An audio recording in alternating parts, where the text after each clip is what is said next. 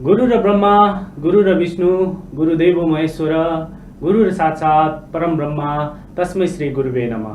नमस्कार। मेगा टेलिभिजनको प्रस्तुति शैक्षिक बहस लिएर उपस्थित भइसकेको छु। म सोनित राज ढुङ्गेल। विगत धेरै वर्षदेखि शिक्षा क्षेत्रमा अमूल्य योगदान पुर्याएर देशलाई एउटा सक्षम जनशक्ति प्रदान गर्न उल्लेखनीय भूमिका खेल्ने व्यक्तित्वहरूसँग भलाकुसारी गर्ने कार्यक्रम हो शैक्षिक बहस। त्यसै गरी आज हामीसँग हुनुहुन्छ हिसानका केन्द्रीय सचिव एवं हिमालयन स्कुल कलेजका chairman principal mister Ramhari Silwal. आउनुहोस् दर्शकबिन, उहाँलाई स्वागत गरौँ। सर, स्वागत छ यहाँलाई। धन्यवाद। नमस्कार हजुर। सन्चै हुनुहुन्छ? ठिक छ। के छ सर अहिले? के व्यस्तता के छ सरको? केमा बिजी हुनुहुन्छ? के छ? अब मूलत त्यही अब स्कुल कलेजको प्रशासनहरू खुलेको छ। हजुर। अब अभिभावकहरूसँग भौतिक रूपमै सम्भव भएसम्म मिटिङहरू गर्ने। हजुर। अब टिचर्सहरूसँग मिटिङ, अब हजुर। यस्तै मिटिङहरू, अब यी सामाजिक इन्टरभ्यू दिने कामहरू, हजुर। अलिकति सरकारसँग लबिङका कुराहरू हजुर। र यो निजी शैक्षिक संस्थालाई परेका अप्ठ्याराका बारेमा सरकारसँग लबिङ, स्टेक होल्डरसँग छलफल, त्यस्तै मिटिङहरू पनि समय बितिरहेछ। जस्तो यो कोरोनाले गर्दाखेरि हामी 100 दिनभन्दा बढी पनि क्वारेन्टाइनमा बस्यौँ होइन। यो समय अलिकति तपाईँको हामी भनौँ न एउटा सोसल डिस्टेन्सिङ मेन्टेन गरेर हामी आफ्नै घरमा चाहिँ बन्द भएर बस्यौँ। यो अवधिको अनुभव कस्तो रह्यो सरको? मूलत अब कुनै पनि अप्ठ्यारोको बिचबाट पनि नयाँ चिजहरूको उत्पादन हुन्छ भने यसमा एउटा चुनौती त छँदै थियो। यसले चाहिँ अवसरको रूपमा पनि यो कोरोनाले केही कुराहरू ल्याएको छ। यो बिचमा यति लामो अब हामीले सोच्दै नसकेको कुराहरू भयो होइन। यो लामो बिचमा नितान्त अब हाम्रो जीवनमा हामीले अब आन्दोलनहरू भोग्यौँ, भूकम्पहरू भोग्यौँ, बाढी पहिरोहरू भोग्यौँ, यस्तो यो कोरोनाहरू भोग्यौँ। यो एउटा हरेक यस्तो घटनाक्रमले एउटा केही न केही जीवनलाई अनुभूति, आफ्नो जीवनलाई हेर्ने दृष्टिकोण, आफ्नो आनी बानी व्यवहार शैली, काम गर्ने तौर तरिकाहरूमा पनि केही फरकहरू भएको छन्। त्यस कारणले अब यो जतिसुकै अप्ठ्यारो परिस्थिति भए पनि, अँध्यारो भए पनि चाँदीको घेरा छ भने जस्तै यो चुनौतीलाई हामीले अवसरको रूपमा बदल्नुपर्छ भन्ने एउटा अठोट त्यस्तो चाहिँ मलाई महसुस भइरहेछ। जस्तो हामी अब भनौँ न यो क्वारेन्टिनमा बस्दाखेरि यो कोरोनाले गर्दाखेरि लगभग सम्पूर्ण चिजै बन्द भयो। शिक्षा मात्र होइन, सँगसँगै शिक्षा पनि बन्द भयो होइन। अब यसमा चाहिँ अहिले तपाईँको हालसाल तपाईँको प्याप्सन एन्ड प्याप्सनले भर्खरै एउटा चाहिँ विज्ञप्ति निकालेर जुन अनलाइन क्लास सुचारू गरिरहेको थियो त्यसलाई बन्द गर्यो। यो कदमलाई सरले कसरी हेर्नुहुन्छ? अब यो कोभिडका कारणले विश्व नै अस्तव्यस्त हो। विशेष गरी चाहिँ होटल व्यवसाय, यातायात पछि शिक्षा सबभन्दा बढी सङ्क्रमित हो। अब यो बिचमा चाहिँ यो सङ्क्रमित भएको हिसाबले विशेष गरी निजी र सामुदायिक शिक्षाको हकमा कुरा गर्दाखेरि चाहिँ निजी शैक्षिक संस्थाहरू विभिन्न नामको जे भए पनि हामी HISSAN, PABSON, N PABSON, private college association, medical, engineering जे भए पनि हामी वास्तवमा निजी शैक्षिक संस्थाहरू एउटै ढुङ्गामा छौँ। र हामी हिसानले यी सबै संस्थाहरूलाई एकै ठाउँमा उभ्याएर एउटा सामूहिक यो सरकारले बजेटमा सफ्ट लोनको कुरादेखि लिएर यो कुराहरू हामीले उठायौँ पनि। तर अब विशेष गरी प्याप्सन र एन प्याप्सनले विशेष गरी स्कुललाई डिल गर्ने भएको हिसाबले उहाँहरूले तपाईँहरूले गर्नु भन्ने कुरा पनि हाम्रो भयो। तर उहाँहरूले जति म्याच्योर्ड चाहिँ डिसिजनहरू उहाँले गर्नुहुन्छ भन्ने हामीले सोचेका थियौँ, त्यस्तो म्याच्योर्ड डिसिजनहरू आएन। जस्तो जेठ 22बाट क्लास चलाउने भन्नुभयो, त्यतिखेर पनि एक खालको विवाद आयो। कोरोनाको महामारीको बिचमा चाहिँ विद्यार्थीहरू, हाम्रा छोराछोरीहरू चाहिँ कोरोना टेस्टको किट होइनन् भने अभिभावक त्योसँग प्रतिक्रिया आयो। पछि अर्को विज्ञप्ति उहाँले ल्याउनुभयो, चाहिँ पैसाको कुरा गर्नुभयो। त्यतिखेरसम्म चाहिँ नेपाल सरकार शिक्षा मन्त्रालयले विज्ञप्ति निकालेर पैसा नलिनु भने पनि थिएन। अभिभावकहरू बिस्तारै आफ्नो छोराछोरीलाई पढाएपछि पैसा तिर्नुपर्छ भन्ने मोडमै थिए। तर एकाएक प्याप्सनले चाहिँ अब पैसा चाहिँ ल्याऊ भनेर भनेपछि मन्त्रालयले पैसा नलिनु भनेर विज्ञप्ति निकाल्यो। त्यस कारणले अब उहाँले बुझेरै गर्नुभयो होला। तर हामी एउटै ढुङ्गामा भए पनि त्यस्ता निर्णयले हामी सबै सफर हुने भए पनि तर हाम्रो काम गर्ने तौर तरिका, हाम्रो चाहिँ अलिकति हिसान र प्याप्सनको अलिकति फरक रह्यो। भाषा, शैली, प्रस्तुति, काम गर्ने तौर तरिकाहरू चाहिँ अलिकति उहाँले अलिकति बढी होमवर्क गरेर ल्याइदिनु भए भए राम्रो हुन्थ्यो भन्ने हो। तर एनिवे जे निर्णय भएको छ नैतिक रूपमा हामीले पनि उहाँहरूलाई साथ दिनै पर्छ। हामी जस्तो सरले भर्खरै भन्नुभयो सुरुमा कुनै पनि अभिभावकले तिर्दैनौँ भनिरहनु भएको थिएन होइन, आफ्नो अनुकूल अनुसारले कोहीले तिर्ने सोच बनाइरहनु भएको थियो। एक्कासी पेप्सनबाट चाहिँ त्यो जुन विज्ञप्ति बाहिर आयो त्यसपछिबाट चाहिँ सरकार पनि बोल्न बाध्य भयो र यो विवाद सिर्जना भयो भन्ने सरको मनसा आइरह्यो। झन् त्यस्तै थियो। किन भन्दाखेरि पैसा लिएर बच्चालाई अनलाइन पढाइरहेको टिचरहरूलाई तलब दिनको लागि पैसा चाहिँ विभिन्न माध्यमबाट चाहिँ स्कुलको खातामा पैसा जम्मा गरिदिनु देखेर नजिक दिन तयार भएको अभिभावक पनि अब सरकारले दिन पर्दैन, अनलाइन र भर्चुअल क्लासको पैसा दिन पर्दैन भनेपछि भौतिक रूपमा विद्यार्थी आएको छैन, यातायात चढाएको छैन, होस्टेलमा बसेको छैन, खाना खाजा खाएको छैन, स्टेसनरी प्रयोग गरेको छैन भनेपछि भर्चुअल र अनलाइनको र टेलिभिजनको पैसा तिर्न पर्दैन भनेपछि के को पैसा तिर्ने भन्ने स्वाभाविक प्रश्न त्यहाँ उठ्यो। तर सुरुमै चाहिँ पेप्सन र एन पेप्सन कहाँ चुक्यो भनेदेखि जब तपाईँ भर्चुअल र अनलाइन क्लासहरू दिनुहुन्छ, टेलिभिजनबाट क्लास दिनुहुन्छ भने त्यसको लागि केही कस्ट पर्छ, शिक्षकलाई तलब दिनु पर्यो होइन, आइटीको चाहिँ ब्याकअपहरू दिनु पर्यो, ल्यापटपहरू टिचरलाई दिनु पर्यो, उनीहरूलाई ट्रेनिङ दिनु पर्यो, उनीहरूलाई ट्रेनिङ दिनु पर्यो भनेपछि त फ्रीमा त कुनै टिचरले त पढाउँदैन। त्यसो हुँदाखेरि चाहिँ सुरुमै उहाँले चाहिँ भर्चुअल क्लास र अनलाइन क्लास पढाउँदाखेरि हामी न्यूनतम चार्ज गर्छौँ भन्नु पर्थ्यो। उहाँले सुरुमै लयमा आएर लिन्न भन्यो। आखिर त्यही कुरा प्रतिपादक हो। अलिकति सङ्घ सङ्गठन छात्र सङ्गठनहरूले चाहिँ अलिकति दूरदर्शी निर्णयहरू गर्नुपर्छ भन्ने मलाई लाग्छ। फेरि पनि अब अहिलेको कुरामा चाहिँ हामीहरू नैतिक समर्थन चाहिँ किन पनि गर्नुपर्छ भने राज्यले निजी शैक्षिक संस्थाहरूलाई घाँटी अचेटेको छ। सामान्य एउटा टेलर व्यवसाय गर्ने जति, सामान्य एउटा केही सानो व्यवसाय गर्ने जतिलाई पनि शिक्षा क्षेत्रलाई चाहिँ निजी शैक्षिक संस्थालाई नपुज्ने हो भने यसले गरेको लगानी, यसले दिएको क्वालिटी, यसले विदेश जाँबाट रोकेको पैसा, यसले दिएको चाहिँ रोजगारी सिर्जना जे खालको गरिरहेको छ यो कुराको त एप्रिसिएट त राज्यले गर्नु पर्यो नि त। राज्य त निजी क्षेत्रको पनि त अभिभावक त होला नि त। त्यसकारणले घाँटी समातिने कुरा र हातखुट्टा बाँधेर चाहिँ पोखरीमा पौडी खेल भन्ने कुरा त राज्यले गर्न मिल्दैन होला। हामीले निजी क्षेत्रले धेरै कुरा त मागेका थिएनौँ। हामी टिचरलाई तलब पनि दिन्छौँ, घर भाडा पनि तिर्छौँ, बैङ्कको लोन पनि तिर्छौँ, ब्याज पनि तिर्छौँ, तर हामीलाई सफ्ट लोन दिनुहोस् भन्दाखेरि बजेटमा एक शब्द बोलिएन। भनेपछि यहाँनिर चाहिँ हामी चाहिँ निजी शैक्षिक संस्थालाई चाहिँ राज्यले चाहिँ डिभाइड एन्ड रुल गर्न खोजेको हो कि हामी एउटै ठाउँमा आएर चाहिँ एउटा चाहिँ दर कुरा उठाउन नसकेको हो कि यो कहीँ यो चाहिँ मलाई महसुस हुन्छ। जस्तो अब पेप्सन एन्ड पेप्सनले त आफ्नो विभिन्न विज्ञप्ति निकाल्दै सरकारसँग विभिन्न चरणमा वार्ता पनि गर्दै आइरहेको छ यो शुल्क सम्बन्धीमा। जस्तो सर हिसानमा चाहिँ केन्द्रीय सचिव पनि हुनुहुन्छ, हिसानले चाहिँ के कस्तो कदम चाल्दैछ र के निर्णय गर्ने सोच बनाउँदैछ सर? यसमा चाहिँ यस्तो छ, हामीले चाहिँ अब स्टेक होल्डर भारतले लाइन मिनिस्ट्रीलाई पनि भेटेका छौँ, सिसिएमसीको चाहिँ प्रमुख हाम्रो उपप्रधानमन्त्री ईश्वर पौडेलसँग पनि कुरा भयो, प्रधानमन्त्रीसँग पनि हाम्रो कुरा पुगेको छ। बजेटमै पनि निजी शैक्षिक संस्थाहरूलाई अब कोल्याक्टर राखेर अथवा प्रोजेक्ट फाइनेन्सिङ गरेर भने पनि न्यूनतम ब्याज दरमा चाहिँ सफ्ट लोन दिनुहोस् भन्ने कुरा हामीले लबिङ गरिराखेको हो। बजेटमा त्यो आउनु सकेन। अब चाहिँ आर्थिक आउँदो मौद्रिक नीति आउँदैछ त्यसमा समेट्छु भन्नुभएको छ। हामी आफ्नो ढङ्गले लबिङ गरिरहेकै छौँ होइन।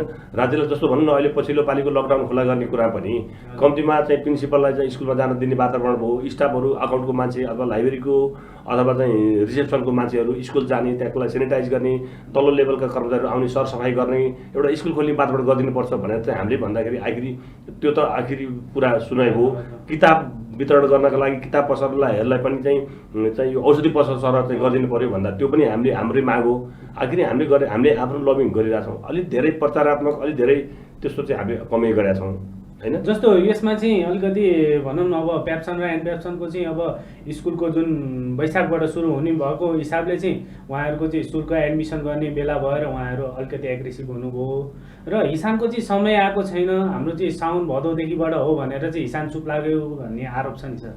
अनि यसमा यस्तो छ, हेर्नुहोस् हाम्रो सङ्गठनको कार्यक्षेत्रको हिसाबले पनि माध्यमिक विद्यालय र उच्च शिक्षा हामीले हेर्ने हो। मावि भनेपछि 9-10 त हाम्रो कार्यक्षेत्रभित्रै पर्छ के होइन। युनिभर्सिटी एजुकेसन पनि हाम्रो कार्य जहाँसम्म किन भन्दाखेरि हामी हिसानमा भए पनि हाम्रो पनि त स्कुल छ नि, हामी पनि पेप्सनको मेम्बर हो नि।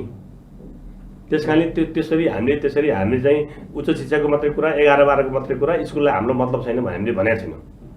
स्कुलको सेक्टरमा पनि हामीले लाइन मिनिस्ट्रीलाई कुरा गर्दा, सचिवसँग कुरा गर्दा, परीक्षा बोर्डसँग कुरा गर्दा होइन। अब यो जाँचकै एससीकै सन्दर्भमा पनि 14 पासको कुरा, 11को कुरा, 12को जाँचको कुरा गर्दाखेरि आखिर स्कुलको कुरा हामीले नि गरिरहेछौँ।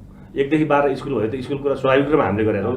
र मूल रूपमा चाहिँ हिसान पेप्सन र एन पेप्सनलाई चाहिँ अलिक बढी चाहिँ तपाईँहरू गर्नुहोस् भन्नुको कारण के भन्दाखेरि उहाँ विशेष गरी स्कुल फोकसै भएको हिसाबले फेरि त्यो पनि सल्लाहमा गर्नु न त कम्तीमा। हजुर। तपाईँहरूले कुनै सङ्गठनले चाहिँ एकै विज्ञप्ति निकाल्दाखेरि त्यो विज्ञप्तिमा हिसानको पनि विज्ञप्ति थपिया भए त अझ त्यसले स्ट्रङ हुन्थ्यो नि त। त्यसमा हिसानको हस्ताक्षर देखिएन सर। त्यसमा हामीले छैन। हजुर। पहिला हामीले हिसानकै चाहिँ संयोजकतामा चाहिँ हामीले 9वटा सङ्गठनहरूलाई निजी शैक्षिक संस्थाहरूलाई मेडिकल इन्जिनियरिङदेखि लिएर पोखरा युनिभर्सिटीको सम्बन्धन प्राप्त CSIT को सङ्गठन प्याप्सन एनप्याप्सन हिसान प्राइभेट कलेज एसोसिएसनको 9 बुँदी बनाएर हामीले CCMC लाई दिएपछि यो लकडाउन फुल हुने कुरा हामीले त्यहाँ उठायो।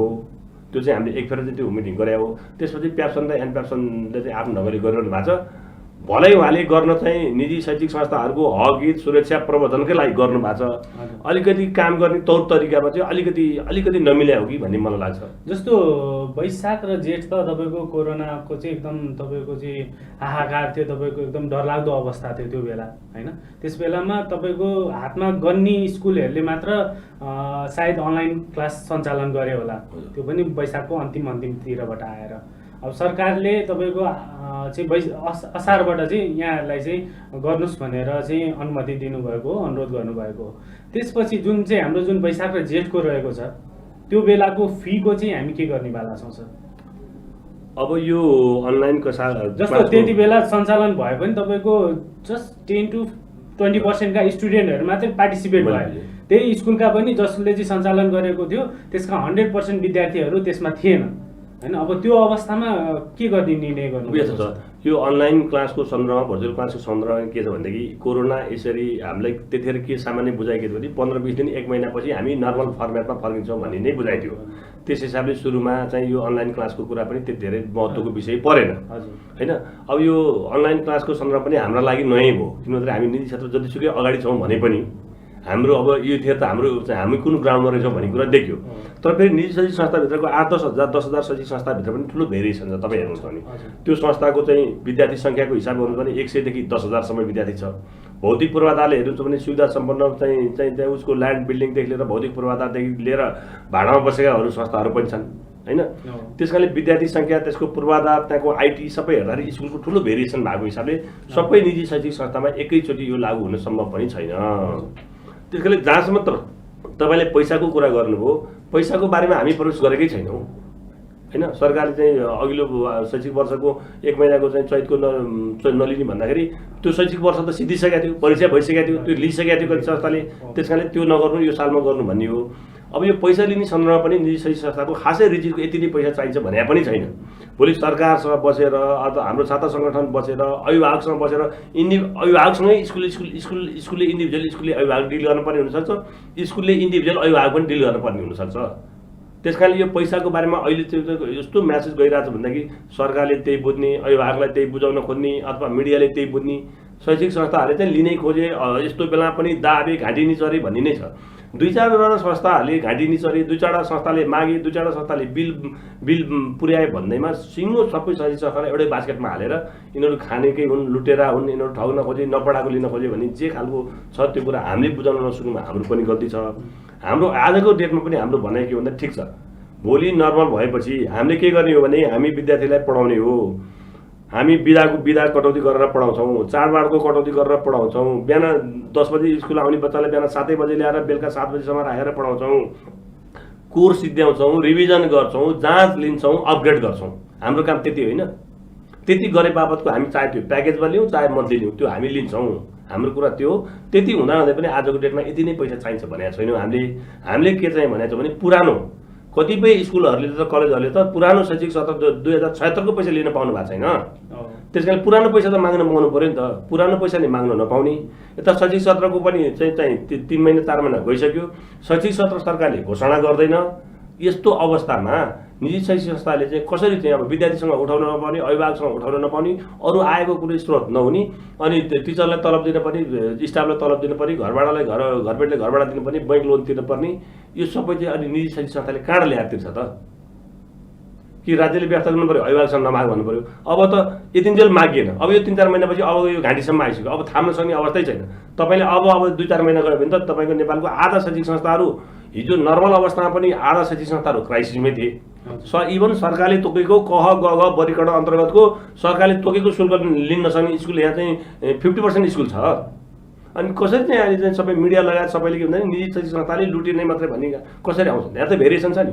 2-4 स्कुलले मनमानी गरे होला, 2-4 स्कुलले अलिकति बढी पैसा लियो होला, 2-4 स्कुलले गरेको कुरालाई यहाँ चाहिँ 98% स्कुललाई त्यही बास्केटभित्र हालेर जस्तो दशकौंदेखि चलाएर आएको जुन स्कुलहरू चलेर आएको स्कुलहरू छन् अनि यो 2 महिना पनि थेग्न नसक्ने अवस्थामा छन् त सर? त यो एकदम महत्त्वपूर्ण क्वेसन हो। यो चाहिँ तपाईँले प्रश्न हाल्नु यस्तो छ क्या, स्कुलमा सरकारले भनेको छ नि त operating cost 90% more than operating cost हुन्छ। शिक्षकको तलब सुविधाको छुट्याएको छ 60% भनेर, घरबाट लगायत अरू कुरा जान्छ होइन, अरू चाहिँ त्यहाँको चाहिँ क्षमता अभिवृद्धि लगायत त्यहाँको अपरेटिङ कस्टदेखि लिएर चन्दादेखि लिएर अरू डिस्काउन्ट कुराको स्कलरसिपको कुरा छ भनेपछि स्कुलहरू चल्ने भनेको 90% 95% अपरेटिङ कस्ट जान्छ। अहिले कमायो, अहिले विद्यार्थीले लियो, त्यहीँ तिर्यो, त्यहीँ खर्च गर्यो, त्यो होइन।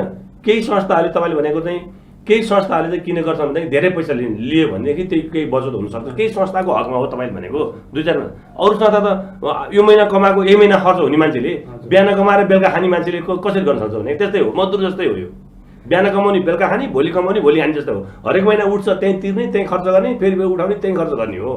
कहाँ थुपारेर भोलि घर जग्गा यो टाई पनि लोनमा छ, यो कोर्ट लोनमा छ, चढेर आएको गाडी लोनमा छ भन्ने कुरा त देख्दैन नि त, सोसाइटीले देख्दैन, मिडियाले पनि देख्दैन। अब गाडी चढेको मात्रै देख्छ। त्यस कारण यो कुरालाई पनि मिडियालाई बुझाउन नसक्नु हाम्रो पनि कमजोरी हो।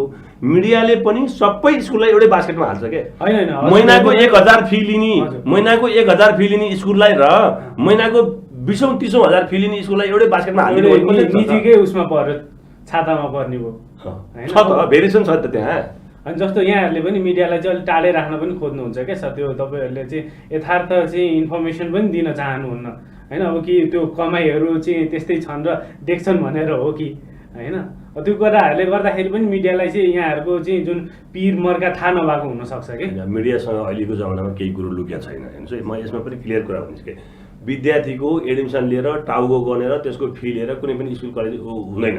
लगानी गरेर भने जग्गा लगानी गर्यो कुनै स्कुल कलेजले, भोलि त्यो जग्गाको चाहिँ 5 लाख आना किने जग्गा 20 लाख आना भयो भने त्यहाँ कमाउने हो।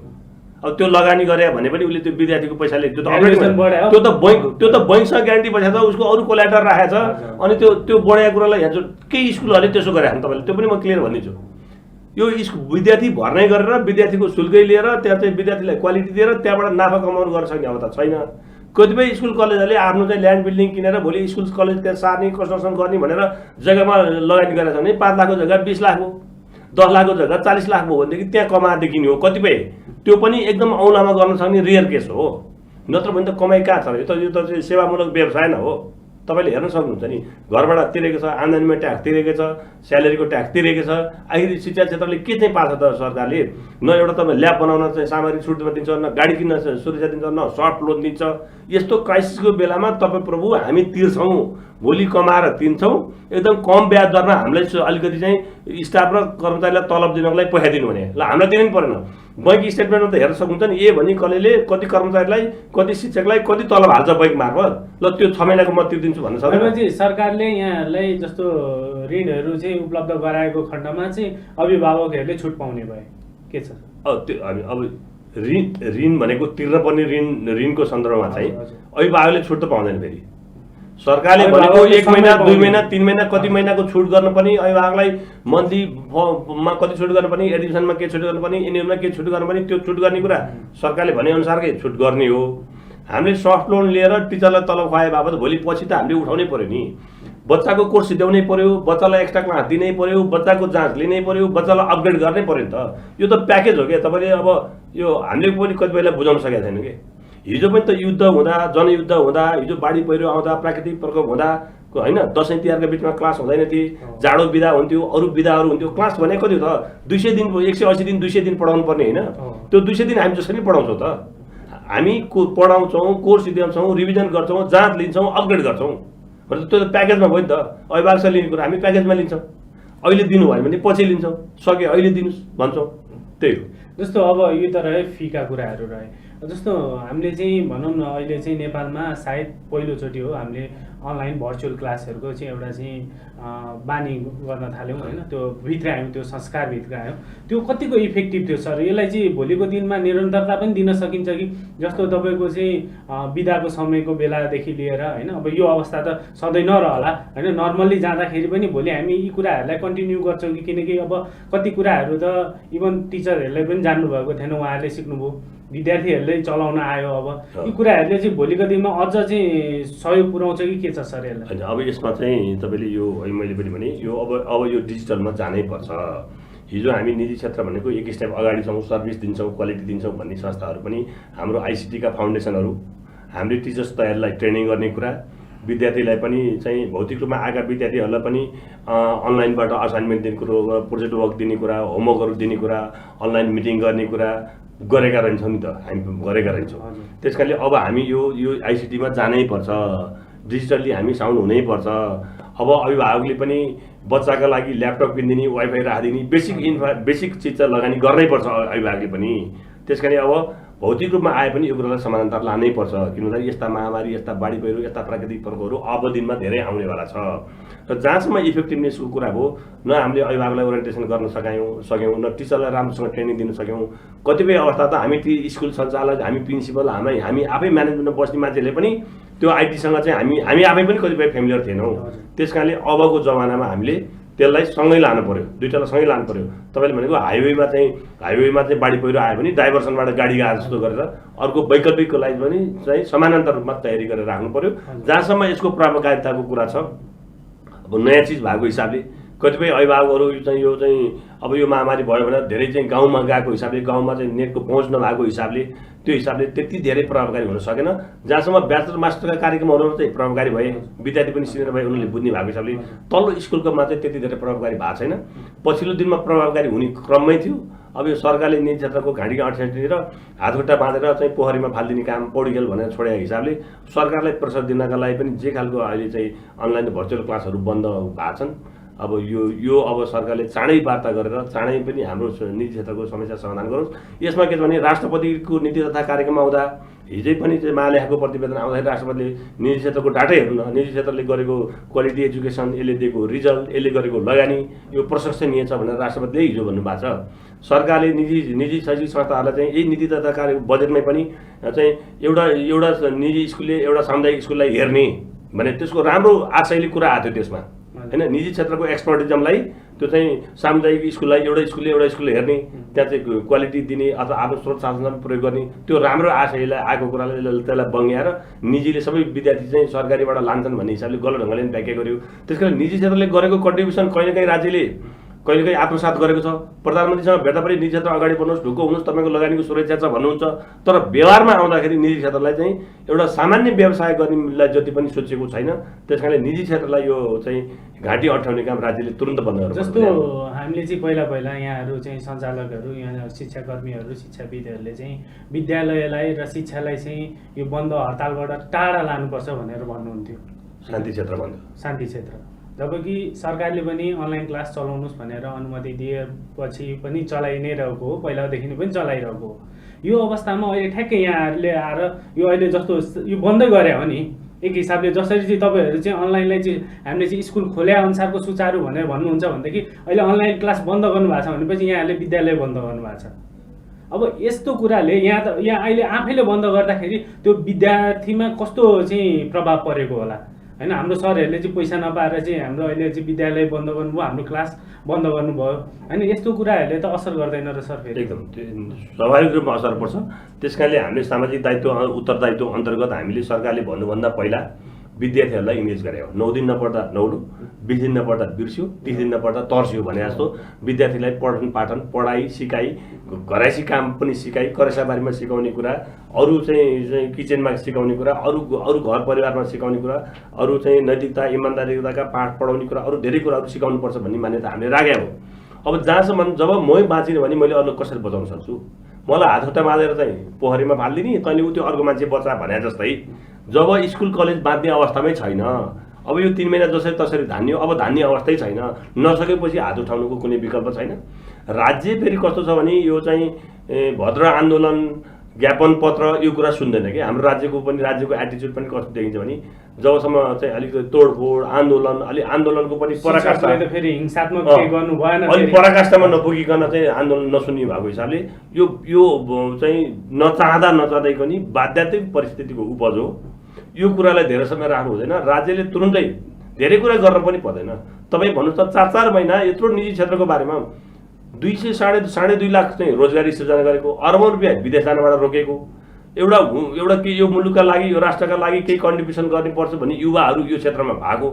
किन यो युवा हामी चाहिँ बाहिर जानु नसक्ने हैसियतका मान्छे होइन नि त। त्यसकारण यस्तो गर्न खोजेको काममा चाहिँ राज्यले सपोर्ट नगर्दाखेरि त्यसकाले त्यसको स्वाभाविक आक्रोश हो। योभन्दा कुनै धेरै पर्ख्यो नि त। मन्त्रालयले धेरै झोलायो, धेरै मन्त्रीले पनि धेरै फेर कुरा फेर्नुभयो, धेरै फेर मन्त्रालयले झुकायो, धेरै फेर चाहिँ कुरा फेर्नुभयो। त्यसकारण अब यो अन्तिम अवस्था भएर चाहिँ हिजोदेखि जुन प्याप्सन एन्ड प्याप्सनले गर्यो त्यसमा हाम्रो हिसाबको पनि नैतिक समर्थन छ। किन भन्दाखेरि जबसम्म राज्यले अब सुनाइ हुँदैन, अब यो चाहिँ यो अहिले हुँदैन, यो चल्न सक्दैन भने तपाईँ काम चाहिँ लाउने अनि तपाईँ पारिश्रमिक नदिने हो भने हामी त्यसरी नैतिक ढङ्गले पनि टिचरहरूलाई त्यो काम अराइरहन पनि सक्दैनौँ। कुन मुखले काम गराउँछ एउटा प्रिन्सिपल एउटा टिचरलाई? 3 महिनादेखि 4 महिनादेखि तलब नदिने, काम चाहिँ गरेर भन्दा कसले काम गर्छ? त्यसकारण यो बाध्यात्मक परिस्थितिको उपज हो। हामी कार्यक्रमको अन्त्यतिर आइसकेका छौँ। जाँदै हाम्रो शैक्षिक बहस हेरेर बस्नुभएका दर्शकबिन अभिभावक विद्यार्थीलाई सरको तर्फबाट के सन्देश दिन चाहनुहुन्छ? मूल रूपमा यो स्वास्थ्यको कुरा हो। तपाईँ स्वस्थ रहनुभयो भने पछि पनि धेरै कुरा गर्न सकिन्छ। स्वास्थ्य, खानपान, उठबस, व्यायाम, आहार विहार तपाईँले चाहिँ स्वस्थ राख्नुहोस्। व्यक्ति स्वस्थ हुनुहोस्, परिवार स्वस्थ हुनुहोस्, समाजलाई स्वस्थ बनाउनुहोस्। एउटा म स्वास्थ्यको सन्दर्भ भन्न चाहन्छु। जहाँसम्म पढाइको कुरा छ, पढाइको सन्दर्भमा तपाईँहरू त्यति नआत्तिनुहोस्, त्यो धेरै चिन्ता लिनुपर्ने आवश्यक छैन। मैले अहिले पनि भने विद्यार्थीलाई एक्स्ट्रा क्लास पढाइने छ, विधामा पढाइने छ, विद्यार्थीलाई कोचिङ गराइने छ, विद्यार्थीलाई ट्युसन पढाइने छ, अब यहाँ अनलाइन पढाइने छ। अनलाइनमा को चाहिँ दायरामा नआएको विद्यार्थी पछि आएपछि उसलाई एक्स्ट्रा क्लास दिइनेछ, उसको जाँच लिनेछ, उसलाई अपग्रेड गरिनेछ। कुनै पनि हिसाबले सरकारले भनेअनुसार उसको शैक्षिक वर्ष खेर जाने छैन। त्यसकारणले स्कुल यी सबै कुरा गर्न तयार छ। त्यसकारणले अहिले बच्चालाई घरमा चाहिँ टेक केयर गर्ने कुरा, पढाउने कुरा, उसलाई संस्कार दिने कुरा हैन, उसलाई चाहिँ नैतिकता इमानदारीका पाठ सिकाउने कुरा, नेपाली कला मौलिकता संस्कृति भूगोल चिनाउने कुरा र राम्रा कुराहरू सिकाउने कुरामा तपाईँले चाहिँ विशेष गरी विद्यार्थीलाई इन्गेज गरिदिनुहोस्। घरमै टास्क दिनुहोस्, उनीहरूलाई केही न केही चाहिँ कुरा सिक्ने वातावरण, केही न केही होमवर्क दिनुहोस्, केही न केही काम गरिदिनुहोस्। अब यो स्थिति धेरै समय रहन सक्दैन। ढिलो चाँडो अब चाहिँ हामी नर्मल फेजमा फर्किन्छौँ, त्यसकै प्रतीक्षा गर्छौँ र स्वस्थ रहनु होला भन्ने म कामना गर्न चाहन्छु। सरले आफ्नो एकदम अमूल्य समय हामीलाई दिनुभयो, हाम्रो कार्यक्रमलाई दिनुभयो। सरलाई धेरै धेरै धेरै धन्यवाद छ। धन्यवाद। तपाईँको प्रतिनिधि सञ्चार माध्यमबाट हिसाबको तर्फबाट र मेरो व्यक्तिगत तर्फबाट केही कुराहरू राखिदिनु भयो, त्यसको लागि तपाईँलाई धेरै धेरै धन्यवाद। दर्शकबिन, आज हामीसँग हुनुहुन्थ्यो हिसानका केन्द्रीय सचिव एवं हिमालयन स्कुल कलेजका chairman principal mister Ramhari Sherwal. आगामी कार्यक्रममा पनि यस्तै व्यक्तित्वलाई लिएर उपस्थित हुने बाचाका साथ बिदा हुन चाहन्छु। नमस्कार।